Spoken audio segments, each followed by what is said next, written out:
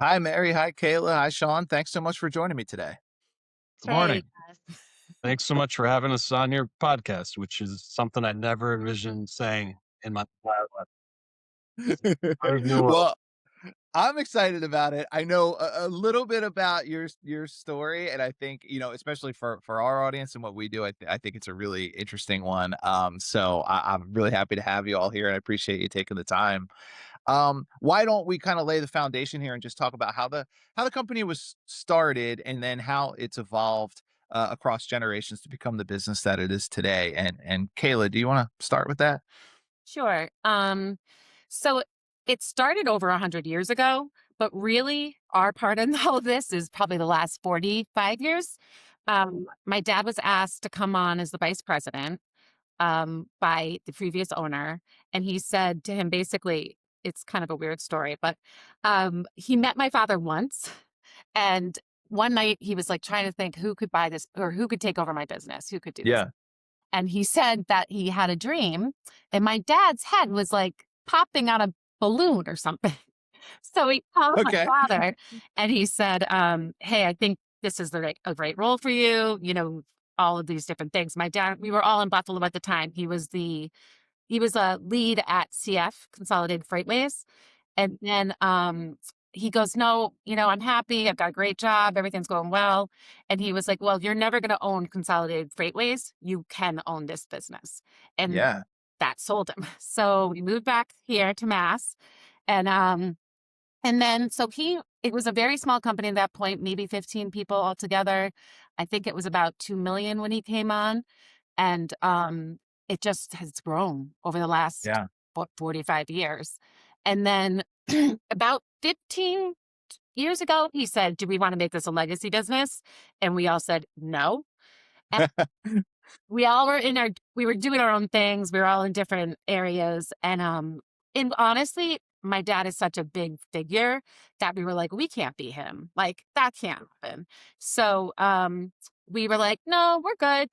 But somehow we all started succession planning. I don't even know what happened really.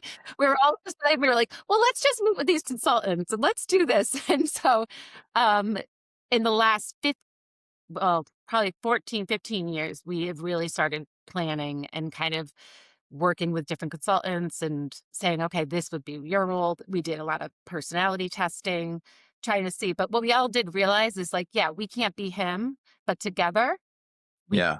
we can maybe be him or try our I love that. Well, first of all, I can honestly say I've never heard an origin story quite like that one, with a dream, with a floating head. I know. That's really cool. But one of the things that I have heard a few times that I think is always really interesting, because obviously we talk to a lot of family businesses that started generations ago by the great great grandparents or whatever it might be.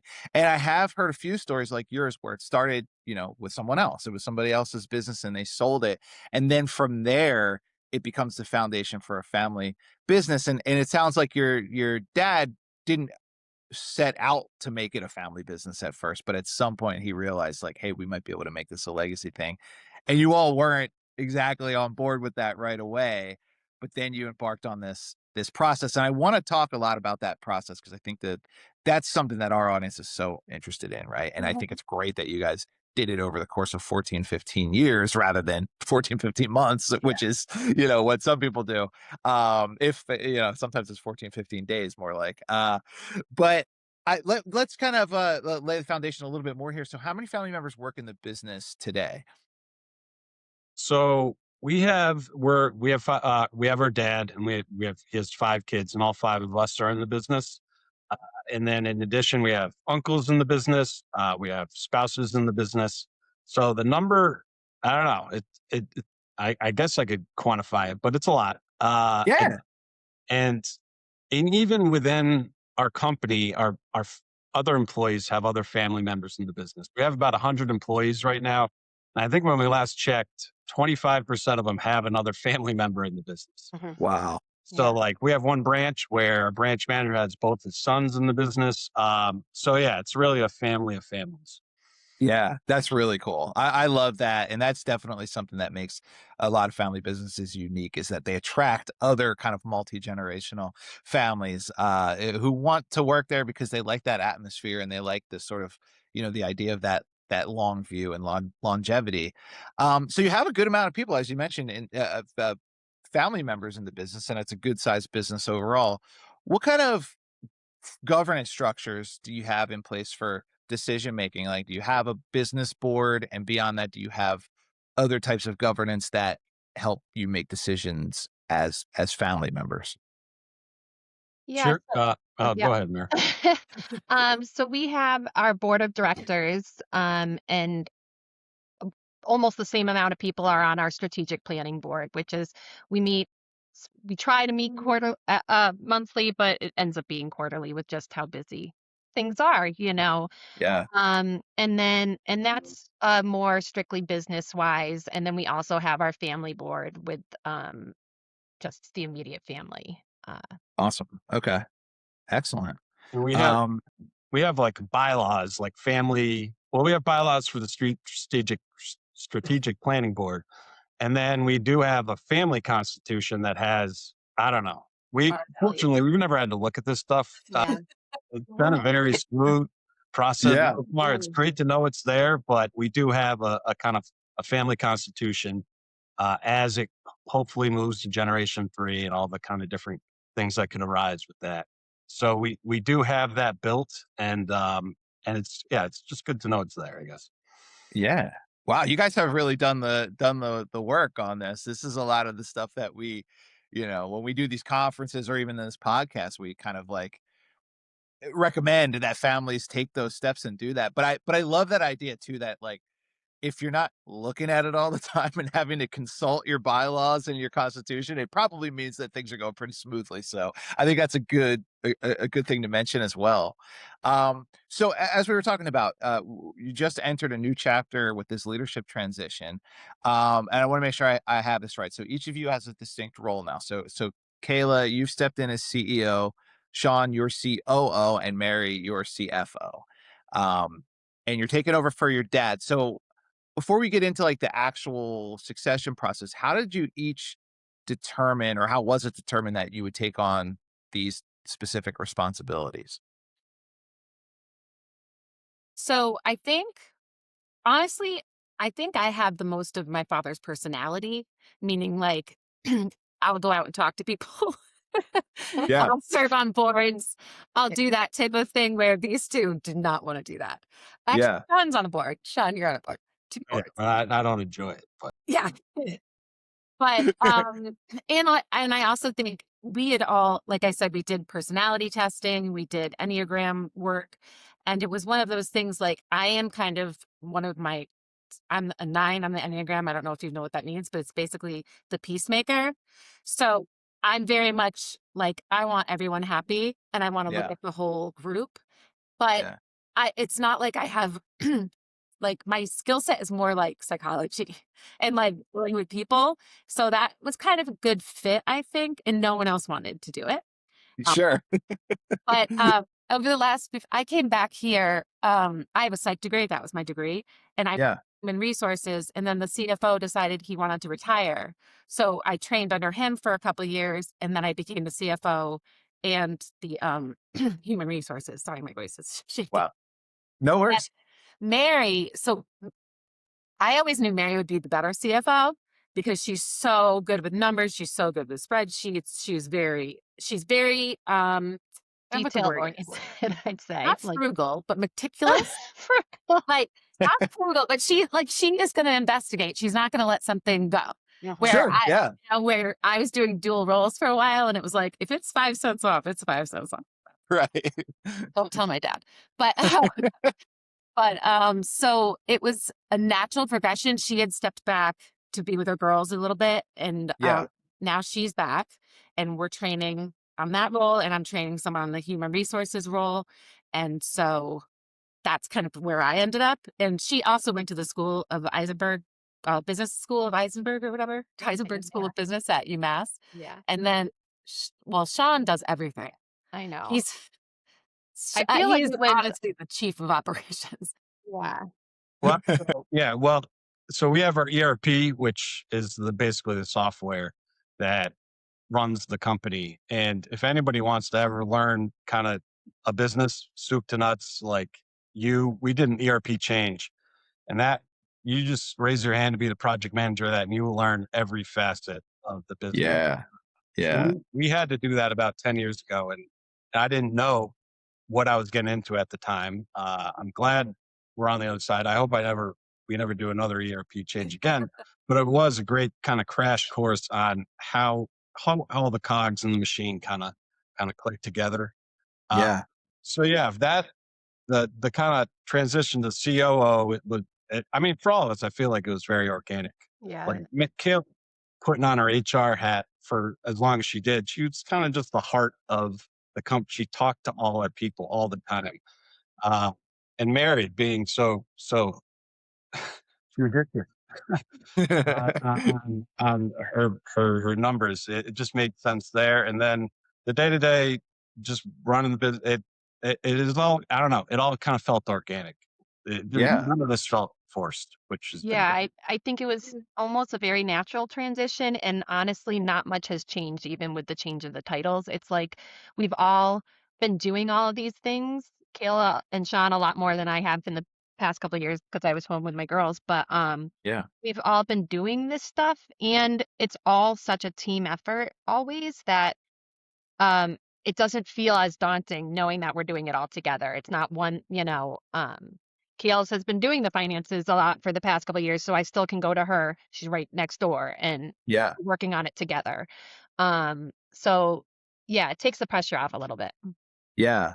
And I love, what Kayla was talking about in the beginning about how your dad was sort of such a big personality and he was the top guy for so long, right? That you kind of almost split each facet of your dad into your three roles, Yeah. which is so smart. And I think sometimes, family businesses will look at the next generation and say, well, we don't have one person who can do what the one person in charge now is doing, but maybe there are three. The next step to that is you probably don't want three co-presidents or co-CEOs, right? So that might work for some, but that can be really tough. So to be able to kind of divide your responsibilities and go towards each of your strengths is really smart too. Um, one more question before we jump into the succession planning. How did each of you get involved in the business initially? Because, as Kayla was saying, like when your dad first said, you want to make this a legacy business, everyone was like, you know what? I think we're good. Um, Sean, I'll start with you. How did you first join the business? Kind of what were you doing at that point? Sure. So yeah, I didn't have any plan to join the business. And we could tell our dad always did want it to be a legacy business. He would always check in with us throughout the years, like, hey, if you ever want to give it a shot. And I get it now that I'm in the business, it is something special that you want to preserve. But I didn't get Yeah. it then. Yeah. So I went to school in college in Boston for a very niche major. It was going to be music industry. And I Yeah. realized very quickly that I didn't have the personality to succeed in that realm. And it was good because it was right when Napster was coming out and the whole music industry was falling apart. Collapsing. I Yes. quickly pivoted the business. Uh, Yeah. and I worked for a financial services company in Boston for about 10 years. Well, actually about 5 years, but around 28, I was getting ready to kind of settle down with my, well, not now wife. And he's like, this is a good opportunity to give it a shot. And we said, yeah, sure. So I moved back home and that was about, 16 years ago. And now this is my hobby. And, and I love it. It's the best. I can't imagine doing anything different. Awesome. Awesome. Mary, how about you? So we all joke because we all started on like Saturday mornings. Like that was what we did on the weekend. Dad came in, we were out running around the warehouse and shredding paper and, cleaning up his Yeah. office and stuff like that. So we've all always been here. Right. Um, but I went to UMass Amherst and then came right out of after I graduated. I really didn't know what I wanted to do. And so I said, this is the perfect starting point. And, you know, be, everybody that works here has been family, like, because people just stay, which is a wonderful Yeah. thing. Yeah. So it just felt like the right choice. And then I just never left. So Yeah. That's excellent. And then Kayla, how did you get involved? I've been in and out for years. I Yeah. After high school, I went to college, and then I went to community college, and then I took 2 years off, and excuse me, I started working here. And so I've kind of done everything in the business. I've done accounts Yeah. payable, accounts receivable. The only role I never really did was sales, um, Yeah. which is funny because pretty important. Right. But at the same time, I feel like I just sell myself, so that's fine. We'll do that. But so pipes, I don't know, but it can do the other pieces. But I have Sure. done Yeah. every role basically, so that's been really helpful. And then I left. I went. I worked at a college. I managed a restaurant, and I feel like all of these different steps kind of got me here because Yeah. it was all working customer service, people, that type of thing. Yeah. And I guess 15 years ago, when my youngest turned about 4, I came back. And because they Yeah. didn't have an HR department. We didn't need an HR department. Like, Sure. Yeah. our company is very like, it is like a family in a sense. But it's like we've never needed any of those bigger or Yeah, had the any of those bigger formal, issues. Yes, those Right. things. yeah, So Yeah. it's Yeah. like, oh, okay, how do we have a policy? We don't even know what a policy is. yeah. But Right. so we had to build that, and that's why I came Yeah. back, and not knowing that I would ever go into the CFO role. And Yeah. honestly, it's been such a great experience because we had like 3 or 4 acquisitions in that time. We've all learned so much. We've all pulled our hair out. It's been like, but it's really been such a growth experience for me because I think socially I can talk to anybody, but I didn't know if I could do this type of stuff, and Yeah. proving I can. Yeah. Yeah. That's awesome. This is very cool. Well, let's talk about the evolution of each of your careers in the company and the succession planning process because it's really interesting, for a business that seems like for a long time as you were saying, didn't have a lot of formal structure to it, didn't need it really. The fact that you seem to have taken succession planning so seriously and been so thoughtful about it over such a long time, it is really, really interesting and really great. Because a lot of companies, like I said before, do kind of like fly by the seat of their pants with the stuff. They wing it, right?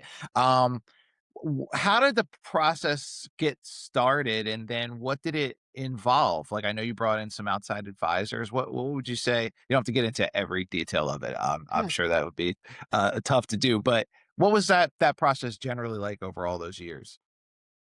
Well, uh, I was just, I know, gosh, it probably like 20 years ago. My dad's been part of this business study group that he has been on since he started working at Collins. And it's just a at that time, group of guys, that Yeah, in all industries, accountants, lawyers, everything, getting together once a month, sharing what they were going through. And one of his friends at one of those meetings had just said, Brian, what's the future look like for Collins? Like, who's next? And he's like, I'm not thinking about that. I'm what, fif- however years old. Uh, yeah, and he's like, well, I know you don't want to think about that, but what if you just cross the street and get hit by a car? What's going to happen? And he's like, yeah, I guess that's a fair point. We should probably start looking at that. And so I think that's when we started meeting with, um, you know, that family, and they helped us even just start from the basics. What are your interests? What are your strengths? And at that point, like we said, we weren't thinking we wanted to be in this. We all laugh now because when they asked us about it, we all just started crying because we were like, no one can be dad. Can't do it. It but now, we just did it really slowly, yeah, and yeah, we've had so much support. So I think that yeah. made a difference. Excellent. Yeah, I think that deliberate process over a long time is helpful, obviously, because then it's not like a huge information download all at once, but it's also like emotionally, like you were talking about, you kind of get used to the idea, right? Of like, okay, eventually there will be a transition that happens. And it's great that it's happened. Your dad's still around and he's working at the company and he's there to guide you. So that's really cool. And I would say, I, I guess the next question, the next follow-up would be, what have you learned, and I don't know how much you're all thinking about right now, like possibly passing it on to your kids and the next generation, but what did you kind of learn about that process, about why it's important to plan leadership early, a leadership transition early? Yeah, I mean, having that benefit of time, I mean, it just can't be understated how everything that seems so daunting at first, like you're bringing everything to your dad saying, hey, how would you handle this situation? And then you're bringing less to him and you think you know the answer. And then you don't even bring it to him at all because you do know the answer. And Hmm. then sometimes the final stage is you disagree with what your dad would do. But Hmm. you Yeah, know, and he's always right. He's been doing this a lot. But you just yeah, eventually feel confident, just through the doing the reps that like you get it. It's kind of fake it till you make it. And just having that time, I don't know. I can't imagine the businesses that have to do that rapid change and the yeah, stress that puts on it. So it's just always been so gradual here. We've all had individual kind of mentees, mentors in the company. So it's just been step by step. And that's just been so big for us. I also think it helped the team to trust us. yeah, I mean, I think that was the most daunting thing, for me at least. It was like, will they will they trust us? yeah. Will they think we're just entitled, children that Sure. don't, Yeah, because there are a lot of people out there that don't do the work, right? And they just take the name and don't do it. But all of us are very hardworking. We always, we felt blessed to be here. We didn't feel entitled to be Hmm. here. yeah, So we really, I feel like now, at least, I mean, maybe 15 years ago when they heard we were going to be the next, they would have freaked out. But now yeah. I think they do. I think they know our values, they know who we are. And so that helped a lot too. Yeah. Building that credibility is something we always hear is so important when you're taking over for somebody else in your family. And I'm really glad you brought that up because this is kind of like my pet issue, and I love to ask about this in succession planning because everyone always talks about succession planning like the only people who are involved in it are the person who's getting ready to transition out and the people getting ready to transition in. But obviously, there's a whole 100-person company that's looking, maybe at some point was looking at your dad and like, hey, I wonder if he knows what's next after him because we all work here. And there's also outside parties, vendors and whoever else you work with. So, what was that process like to kind of communicate the succession plan, or at least get you all kind of acclimated to the employees and the venues and whatever other stakeholders there are that you have to deal with who would be interested to know, like, hey, this is the next generation that's taking over. So we announced it to the we do year end meetings at each location and we kind of announced it to each branch there. And then we have a great marketing person who's been kind of sending out to to different the trade magazines and stuff like that. Yeah. So that's been the process. Again, I feel like I keep saying organic. I Mm. feel like a lot. I don't think this has been a shock to hopefully any of our people here. I feel Yeah. a lot of the stuff we're doing, we had already been doing. We're just Yeah. calling it a different name now. Uh, Yeah. so I feel like it hasn't been any kind of jarring change within the company. It's kind of business as usual. Yeah, I think, yeah, again, a gradual transition and like probably, I mean, we've been meeting with my dad's whole team for the past couple Yeah. too. So they already knew that, so that we were in on those meetings for years before this Mhm. transition has happened. And he's still there, so that it's not that different. Um, Yeah. and I think also a lot of the people, especially here in Connecticut, have been here since the beginning. And Yeah. when we thought about that, like they and thought about outside ownership. Like that's another reason why we didn't want to do that is because we Yeah. didn't they built this company and we know what it we want to cherish that and keep that. So that was another, deciding factor for us. And so I think a couple of years ago even my dad had started mentioning, I had brought this to the kids and they don't want to lose the what Collins is. So Yeah. we're keeping Yeah. this. So it was kind of like a couple of years leading up to that. this announcement. Yeah. And it sounds like it was probably the same, right, with like outside stakeholders. So I don't know like how many vendors or like supply chain folks that you're working with outside or bankers or whatever it might be, but I guess over time you had a lot of touch points with them too. So none of them were like, who are these people coming in all of a sudden? Yeah. Yeah. Yeah, I just think that's always such an important point to make because, I think people forget sometimes that there are a lot of other people who rely on the business who want to know that the business has some kind of continuity plan. So I think that's just a really smart approach. And so we talked about already that you all kind of have separate lanes that pertain to your specific strengths. But how do you all three of you work together when it comes to decision making, and kind of what have you learned about collaborating as siblings, as family members in a professional setting? Think I talk the most and they listen. And then they bring me off my they'll be like, "Well, did you think about it this way?"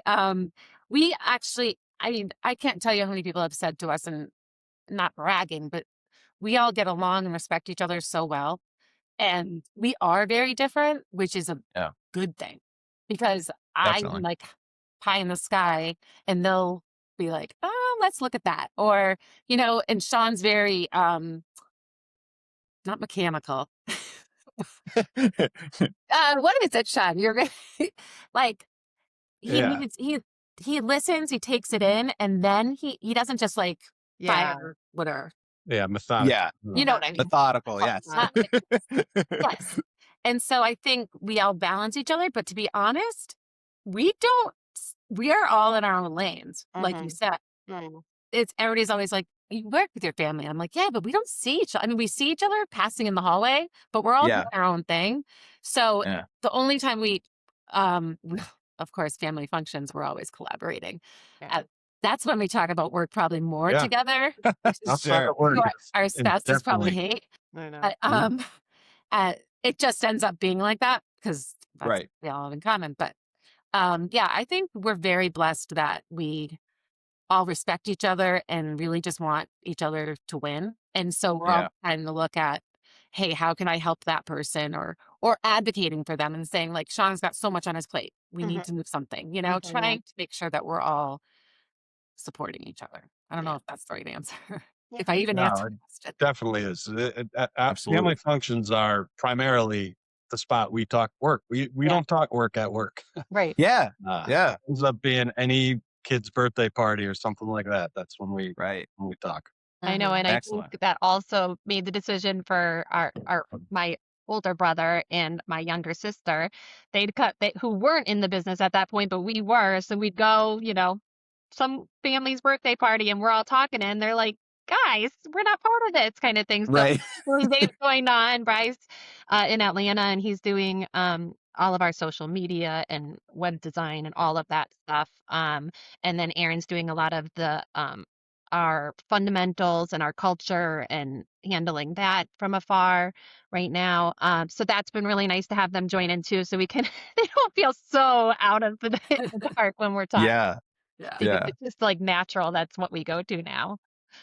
Absolutely. Yeah, yeah. I can imagine. But again, like the way that you guys have structured it where you're all in your own lanes and there aren't a lot of decisions that come up where you have to like vote and it's Yeah. like, oh, it's, Yeah. 3-2, we Yeah. win. Everybody kind of the decisions that you have to make for your lane are your decisions to make or whatever with your specific teams, but you don't all have to argue about everything that gets done, which is nice. No, and the big ones like the acquisitions, that's when we all gather in a room and say, "Are Yeah. we gonna do this again?" Yeah, yeah. Because it's a lot. All of us, they say you can't work in the business and work on the business, and that's Yeah. very true. Like Yeah. with all of our rules and our tasks, it's sometimes hard to see the big picture. Totally. So Yeah. that's kind of one of my goals for over the next year or so is to start pushing things so that I can look at the big picture. But that's when you sit there and honestly, you learn so much in those acquisitions. And so I think um, that's when we really all lean on each other to say, okay, Yeah. we're ready for this and we go. Yeah. Juan, are you ready for it? Because it's I kind just, of are you ready for this? here. We never do a vote. Our dad just says we're doing it, and we say okay.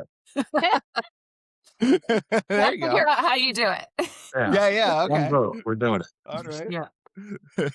Mhm. So I have a question here that I'm just now realizing I've never actually said out loud. So I want to apologize in advance to Paul. Is it Paul Andruskowitz? Is that how you say his? Andrew Andrew Skevich. Skevich.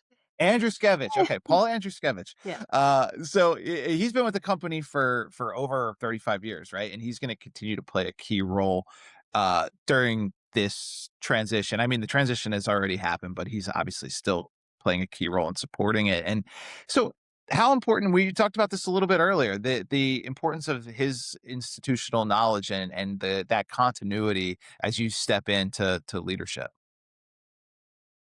I can just No. speak for myself. It, I need him in every which way because Yeah. he was outside sales, and then he was a sales manager for a long time, and then he moved on to president. And I mean, we do everything together basically. But anytime, like, because now I'm starting to sit in all the sales things, and so I don't know. Like I said, I mean, I don't know all the products we sell, but Yeah. Paul does. Yeah. Paul knows every aspect of it, and he knows every aspect of the business. And I think it's just a testament to what a great person he is that he was like, okay, you guys can do this transition now, because a lot of people would have been, I think, offended by it, but Yeah. he was like, no, no, Yeah. no, we are all one team. It doesn't matter. Titles do not matter. Yeah. And he's planning on sticking around. He keeps saying as long as we let him. So Nice. he's amazing. We're Yeah. very blessed. He's like a second father, brother. Yeah. Yeah. He's honestly our biggest supporter behind our dad with regards to the company. And he's also a family friend. So we've known him since we were babies. So it's, Yeah. he's seen us grow. He's seen us grow here. And yeah, he's the best to have Yeah, behind us. I just want to say the same thing. It just personally and professionally, he's just always been there for every one of us over the years. And yeah, he's I don't know. Can we put like a picture of his face on the? Yeah, we'll try to flash that up Yeah. there. Yeah. Yeah, Yes. he's truly the best, Yeah. and we couldn't do any of this stuff. Yeah, excellent. And I asked that question because, it is really important. Obviously, the family and a family enterprise is very important, and having like your dad help you mentor you for this transition is important, but it's also important to acknowledge that there are a lot of other people who work there for a really long time, like you guys were saying before, who know all the different, the secrets and sort of like, here's how we do things or how we used to do things, and maybe we can do them better. So it's really important to have that support. Um, I wanted to talk about, we talk about these ideas of culture and values a lot. And, you guys have gotten the opportunity to work closely with your dad, who was, for all intents and purposes, the founder of this business after he took it over. How do you kind of balance like the culture and values of his generation, the way he ran the company, while also bringing in new ideas and opportunities for growth, and just trying new things and pushing the enterprise forward? Let's do that. You want me to go? We worked with a company called CultureWise about, I don't know, 8 years ago, to develop fundamentals. They call them the Collin fundamentals, and it Yeah. boiled down to what these are the things that make Collins Collins. Not only for future generations, but just as the business gets bigger, making sure all the branches kind of feel like we're all in the same kind of team here. Mhm. And it's just a program that has really stuck. And we've tried programs over the years that just haven't stuck, and this one really has. And Yeah. 32 fundamentals about what makes Collins Collins. And every week we kind of go over one. We send a weekly email. They get a weekly test, just to really kind of instill at all our locations what we do and why we do it, and hopefully kind of have that path forward to the next generation. So that's just been such a key kind of player in kind of moving forward. Yeah. Yeah, with a lot of our acquisitions, it wasn't the same culture. We Sure. Yeah. and I mean different in different areas, like different states, they're just different. We're all different, right? Yeah. So it was like, it was hard, and you can't be everywhere at once. I mean, and it's like, I know now, like staying in a branch for a week or a month or something, it's so beneficial, Yeah. because you really get to know the people, they get to know you, that type of thing. But it doesn't always work out that way. We all have a Yeah. lot of jobs. Yeah. So, Yeah. but so we thought it was a great way to kind of be like, okay, and now it's almost like our language, Yeah. like Yeah. we'll be like, well, is that blameless problem solving or whatever Yeah. Yeah. thing? Yeah. Because it helps to kind of say, oh wait, yeah, that's not how we operate here. Yeah. And it's also very good in a sense when you're hiring someone, because you're looking at them and you're saying, we can fit if you fit our culture, we'll teach you whatever you need to know, Yeah.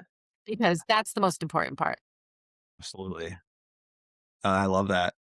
I love that idea of it being a language. I've never thought of it like that, but yeah, it makes sense. And I do think, you're bringing on all, like as you said, you're bringing on all these different people who have worked in different places together a lot of times in different regions, and to kind of have that common language with them when they come in is really helpful. Um, So last question, and then I will finally let you all off the hot seat here. But we were talking about looking ahead before. So when you think about the future of Collins companies under your leadership, what are your biggest priorities, and then what kind of legacy do you hope to build together as siblings that hopefully you pass on to the next generation? It's a real easy one to end with. I don't want to go again. Somebody else go. I think it just goes back to supporting our people. That's our main priority. Like they are what makes Collins Collins. Yeah, And that's kind of how my dad ran the company, and um I think that's how we want to continue it, because it really isn't leadership. Leadership and like us down. It's they are free to give their input. It's a team. yeah, So I think that's always our number one priority, making sure like that doesn't change. Mhm. Um, Yeah, Yeah. and I No, I think, mean, oh, go ahead, Kels. well, in this transition right now, we're actually starting to look. So what we saw over the last couple of years is a lot of businesses are getting bought out, they're consolidating, yeah, yeah, all of these things. And this has been our plan, our succession plan forever. But even more so than now, we were thinking, because once we all did transfer stocks over and things like that, now the three sisters own the majority. So we can start the process of being a women-owned business, which would yeah, give us some sort of diversity in this area, because lots of people aren't moving to this area. They're not yeah, starting businesses in this area. So, and a lot of our customers had said, hey, this is something.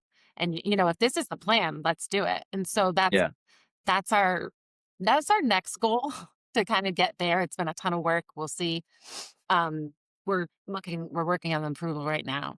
But I think it's always just to stay grounded in our family, but also yeah, to make sure that we're treating our people well. They give us yeah, their lives. So we want to make sure that we give them, the best benefits, the flexibility, yeah. all the things that will make their lives better.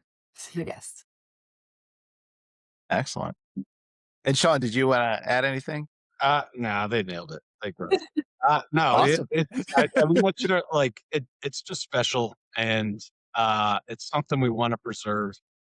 And I don't know, we've been blessed with very low turnover. People kind of stay here; they make it their career, and that's something we want to keep um, for future generations. Excellent. Well, that's a great place to wrap it up. I just want to say thank you all for your time and for sharing your story. You've really taken as a family like a really smart approach to transition planning, which is something that we talk about all the time with families, right? And some everybody has their own way of approaching it, but to do it as thoughtfully as you have is still pretty rare. So I just really appreciate you coming on and talking about it. It was nice to meet you all. thanks for Too. Thank having you. Thanks us. for having us. Yeah. Absolutely. All right, I'm gonna hit stop here and then just hang out for 1 second. We'll make sure all the audio up